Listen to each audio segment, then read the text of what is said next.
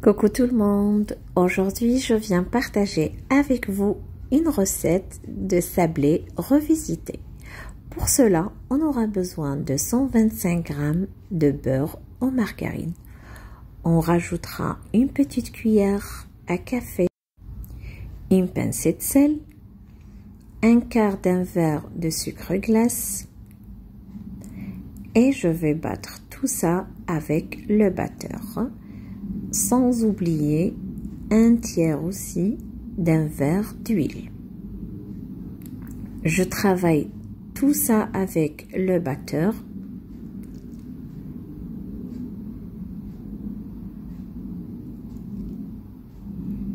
Jusque vous allez obtenir cette texture.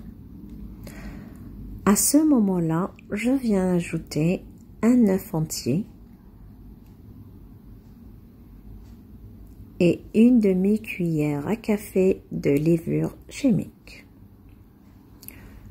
Je vais travailler tout ça à nouveau.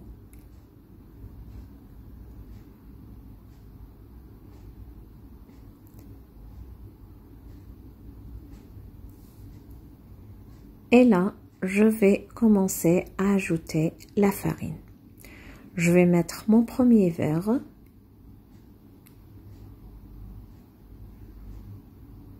Le deuxième,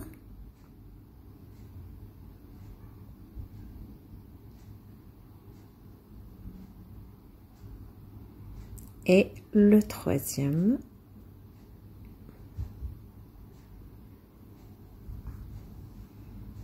je travaille tout ça avec la main et j'essaye juste de ramasser la pâte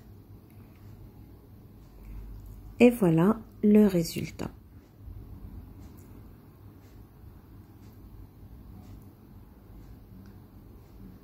Là, je vais prendre mon plateau. Le mien, il est de 30 sur 37.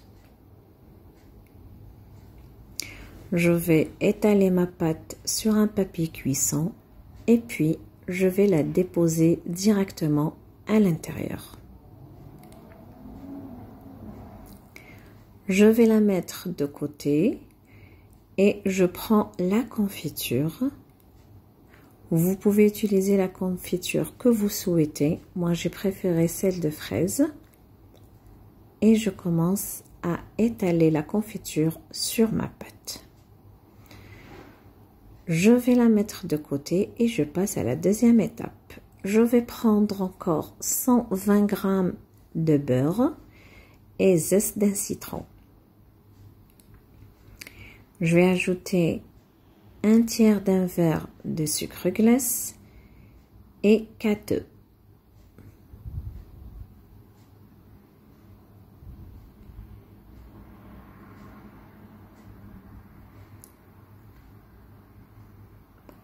Je mélange tout ça avec le batteur et je viens ajouter un verre et demi de cacahuètes ou bien des amandes, ou bien des noix, c'est comme vous souhaitez. Par contre, le deuxième verre, je vais le compléter avec du biscuit haché. Moi, j'ai utilisé celui-là, le petit beurre. Et je vais ajouter tout ça sur le premier mélange.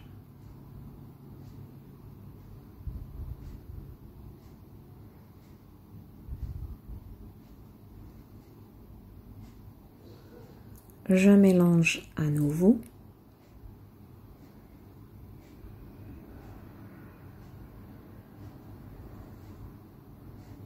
Et voilà la texture obtenue. Je vais verser ce mélange sur la pâte.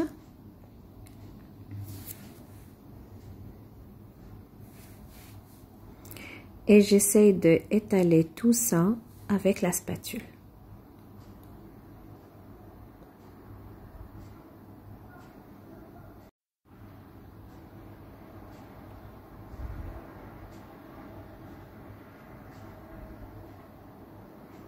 J'allume mon four à 180 degrés, que le bas. Et puis, je vais ajouter par-dessus des amandes effilées.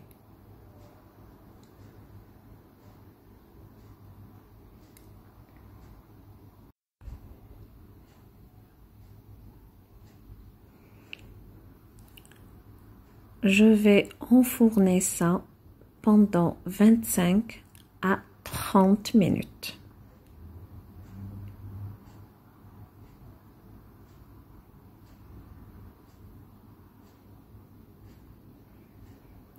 Et voilà le résultat de mon gâteau. Pendant qu'il est chaud, je vais badigeonner par-dessus la confiture que j'ai utilisée à l'intérieur. Laissez-le refroidir et puis vous pouvez le couper. Moi, j'ai préféré de les couper en petits carrés. Vous pouvez le couper quand vous le souhaitez. Décorez-le avec des petites cerises par-dessus confit et vous pouvez les servir. J'espère bien que vous avez aimé la recette. Si c'est le cas, partagez-la. À très bientôt. Gros bisous sucrés.